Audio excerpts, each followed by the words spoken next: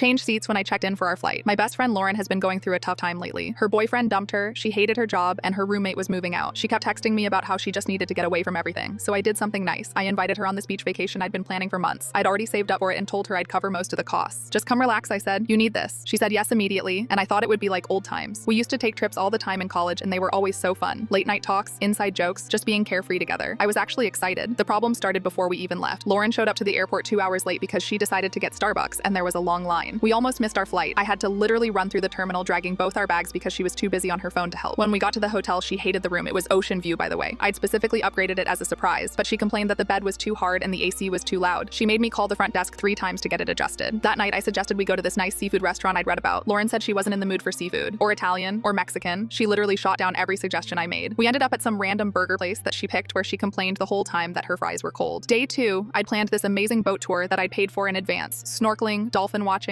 the works. It cost me like $300 for both of us. Lauren decided that morning she was too tired and wanted to sleep in. I asked if we could just go because I'd already paid, and she said I was being selfish for not considering her feelings, so we didn't go. I lost $300 and we sat by the pool instead, where Lauren spent 4 hours on her phone talking to her ex-boyfriend, like full on arguing with him about who kept the Netflix password. I just sat there reading my book feeling like an idiot. Every single meal I paid for, every Uber, every drink, every activity. When the check came, Lauren would just look at her phone and pretend she didn't notice. One time she literally said, "Oh, I left my wallet in the room," when I knew for a fact she'd just used her card at the gift shop. The breaking point was day 4. We went to the beach and I was finally starting to relax a little. I brought this really nice beach bag with all our stuff: sunscreen, snacks, drinks, towels. Lauren asked if she could borrow my phone to take some pictures because hers was dead. I said sure and handed it over. 20 minutes later, I turn around and she's doing a full photo shoot, like modeling poses, different angles, the whole thing. She'd been on my phone for almost an hour taking selfies. When I asked for it back, she got annoyed and said, "I'm almost done, chill out." Then she posted 3 of the photos on Instagram with captions about how she was healing and finding herself. Didn't mention me once, didn't thank me, just made it look like she'd taken this solo vacation to work on herself. The comments were all like, "So proud of you, you deserve this." That night back at the hotel, I just sat there thinking about how this entire trip had been, how much money I'd spent, how she'd complained about everything, how she'd made me miss the activities I actually wanted to do, how she'd spent more time on her phone than actually being present. We were flying home the next day. I'd originally booked us seats together because I thought we'd want to chat and maybe laugh about the trip. But sitting there in that hotel room, I realized I didn't want to be anywhere near her for the next 5 hours. So I pulled up the airline app and changed our seats. I kept mine, nice aisle seat in row 12. Then I moved Lauren to the very last row of the plane, middle seat, right next to the bathroom, the seat that doesn't recline, the one that smells like blue toilet water and baby wipes. The next morning at the airport, Lauren didn't even notice until we were boarding. I watched her scan her ticket and saw her face fall when she realized we weren't sitting together. She looked back at me confused. I just smiled and waved and headed to my seat. I put in my headphones, ordered a drink, and had the most peaceful flight of my life. Meanwhile, Lauren was crammed between 2 people in the seat that shakes every time someone opens the bathroom door. When we landed, she asked why I moved her seat. I told her the truth. "Because you made this entire trip miserable and I wanted 5 hours where I didn't have to deal with you." She called me petty and stormed off. Haven't heard from her since. And honestly, I'm fine with that.